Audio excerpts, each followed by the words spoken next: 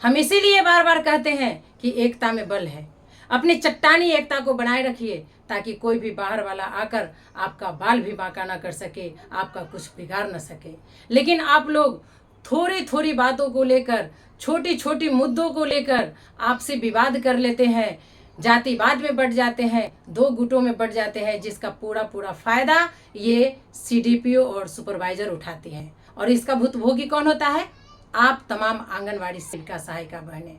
आज हमारी आंगनवाड़ी सेविका का घर उजड़ रहा है, उसका देनदार कौन है? आप जैसे बिचौलिया, जो कि पदाधिकारी का पिछलग्गू रहते रहे कुछ निजी स्वार्थ के कारण, और बाद बाकी सेविका बहनों को बलि का बकरा बना करके रखते हैं। पदाधिकारी से तंग आकर आंगनवाड़ी सेविका ने लगा दी जान की बाजी। वीडियो हुआ वायरल। महिला पर्यवेक्षिका व बाल विकास परियोजना पदाधिकारी आंगनवाड़ी सेविका की करती थी मानसिक व आर्थिक शोषण। वायरल वीडियो से निदेशालय में मचा हड़कंप। जी नमस्कार, मैं सविता कुमारी यादव। आप भारतवर्ष की तमाम आंगनवाड़ी सेविका सहायिका बहनों का आपका अपना यूट्यूब चैनल सविता कुमारी यादव में हार्दिक स्वागत करती हूँ, नंदन करती हूँ, अभिनंदन करती हूँ। बहनों, बड़े दुख के साथ कहना पड़ रहा है कि हमारी आंगनवाड़ी सेविका सहायिका बहनें अपनी ताकत, अपनी ऐश्वर्य, अपने पद की गरिमा, अपनी वैल्यू को अभी तक नहीं पहचान पाई हैं। अगर पहचान पाती तो आज हमारे ही बीच से हमारी आंगनवाड़ी सेविका बहन मौत को गले लगाने की बात नहीं करती, पंखे से लटकने की बात नहीं करती, जान गंवाने की बात नहीं करती। उनका ये रोता बिलखता हुआ वीडियो बड़ी ही तेजी से सोशल मीडिया पर वायरल हो रहा है, जिसे देखकर आप भी अपने आंसू नहीं रोक पाएंगे। आखिर ऐसी नौबत क्यों आई? आगे बढ़ेंगे इससे पहले मैं आपको दिखाती हूँ इस वायरल वीडियो की कुछ झलकियाँ, जिसमें आंगनवाड़ी सेविका किस तरह से रो रो कर अपना दर्द बयां कर रही है कि पोषाहार की राशि उगाही में सीडीपीओ किस तरह से और सुपरवाइजर किस तरह से उनको मानसिक व आर्थिक टॉर्चर की है, जो वो मौत को गले लगाने पर मजबूर हो गई, वो नौकरी न करने की भी बात कह डाली। तो आइए डालते हैं एक नज़र वायरल वीडियो पे। बहनों, तो आपने वायरल वीडियो देखा। उस वायरल वीडियो में किस तरह से आंगनवाड़ी सेविका रो रो कर अपना दर्द बयां कर रही है। आंगनवाड़ी में नौकरी नहीं करने की बात कहती है, पंखे से लटक जाने की बात कहती है, मौत को गले से लगाने की बात कहती है। यही नहीं, कल के डेट में मोबाइल पर स्टेटस लगाने व पेपर पढ़ने की भी बात कहती है। हालांकि वो बहन अब इस दुनिया में है या नहीं है, हम उसका पुष्टि नहीं करते हैं। हम भगवान से प्रार्थना करते हैं कि वो इस दुनिया में रहे, ताकि उनका बाल बच्चा बिन माँ का बच्चा न कहा जाए और उनकी परवरिश अच्छे से सही ढंग से हो सके। अब हम ये कहना चाहते हैं कि आखिर ये नौबत क्यों आई। आपकी हमारी आईसीडीएस विभाग में आंगनवाड़ी सेविका सहायिका के पद पे बहाली होती है 6 सेवाओं के लिए, लेकिन इसमें सिर्फ एक ही सेवा को प्रमुख क्यों माना जाता है, और वो सेवा है पूरक पोषाहार। आखिर सभी पदाधिकारियों का पोषाहार पे ही नजरें टिकी हुई क्यों रहती है? ये लाखों रुपया का महीना कमाकर उनका पेट नहीं भरता, उनका परिवार नहीं पलता।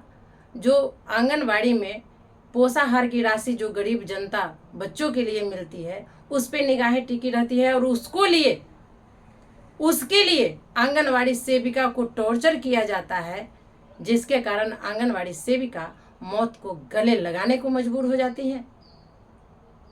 मैं आप लोगों से पूछना चाहती हूँ कि आखिर इन पदाधिकारियों की इतनी हिम्मत, इतनी मनोबल कौन बढ़ाता है? कहाँ से बढ़ता है? कैसे बढ़ता है?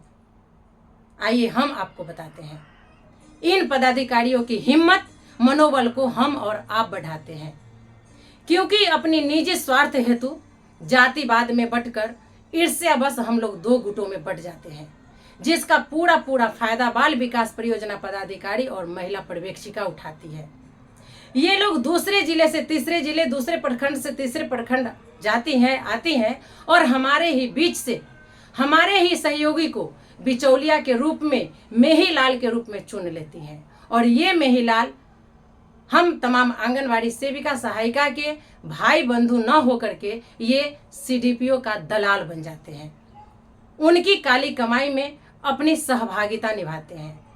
और निभाए क्यों ना, क्योंकि बाल विकास परियोजना पदाधिकारी इन बिचौलिए का जो परसेंटेज होता है पोषाहार का वो माफ कर देती है। चाहे ये बिचौलिया का आंगनवाड़ी केंद्र चले ना चले, पोषाहार वितरण हो ना हो, कोई फर्क नहीं पड़ता है, क्योंकि पदाधिकारी की काली कमाई तो इन बिचौलिए के माध्यम से ही हो रहा है। और बिचौलिया कभी किसी का न हुआ है न होगा। एक कहावत है, अपना काम बनता जहन्नुम में जाए जनता। उनका तो माफ हो गया, उनका काम है इधर का बात उधर, उधर का बात उधर करना, गलतफहमियां पैदा करना, दुष्प्रचार करना। पदाधिकारी डंके की चोट पर बेफिक्र होकर पैसे की तसील करते रहती हैं।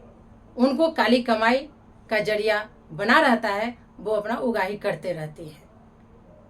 ऐसे में पीसती है काम करने वाली सेविका, जिनका आंगनवाड़ी केंद्र भी चलता है और वो पोषाहार भी वितरण करती है, फिर भी उनसे दबाव बनाकर, चयन रद्द की धमकी देकर, कुछ न कुछ उन पे आरोप लगाकर डराए रहती है, धमकाए रहती है, ताकि कि वहाँ से हमें काली कमाई जो रुक गई है वो न रुके, वो चालू रहे। और जो सेविका नहीं देना चाहती है उन पर तरह तरह के आरोप लगाकर, चयन रद्द की धमकी देकर दबदबा बनाए रहते हैं, उनको आरोपित सिद्ध करते रहते हैं। ऐसी ही परिस्थिति में हमारी आंगनवाड़ी सेविका सहायिका बहनें मौत को गले लगाने पर मजबूर हो जाती है। शायद ये बातें आप लोगों को अब समझ में आ जाए, नहीं तो कहीं और से परियोजना पदाधिकारी, चाहे कोई भी पदाधिकारी आए और हम लोगों को ही गलत साबित करे, जबकि पैसे की मोटी मोटी रकम की उगाही वो करती है और गलत साबित हमें करती है। फांसी का फंदा हमारे ही गले में वो लटकाती है और हम भी मौत को गले लगाने के लिए तैयार हो जाते हैं, और वो बेखौफ बेफिक्र होकर मोटी रकम की उगाही करके वल्ले वल्ले रहती है, खुश रहती है। उनका कोई कुछ नहीं बिगाड़ सकता।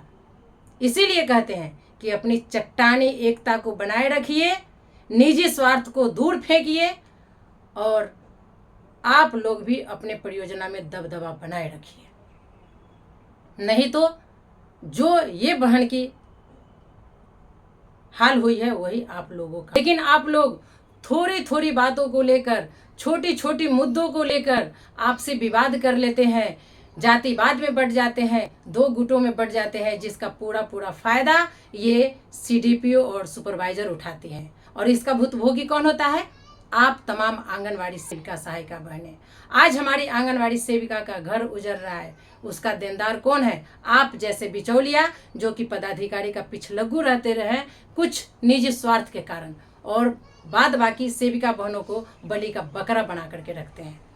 मैं उन तमाम आंगनवाड़ी सेविका सहायिका बहनों से अपील करना चाहूंगी कि इन सेविका बहन को न्याय दिलाने हेतु आप लोग बड़े पदाधिकारी से लेकर प्रशासन तक पत्राचार करें और इन भ्रष्ट पदाधिकारियों को सबक सिखाने हेतु कड़ी से कड़ी सजा दिलवाने का काम करें। हम भारतवर्ष की तमाम आंगनबाड़ी सेविका सहायिका बहनें आपके साथ हैं।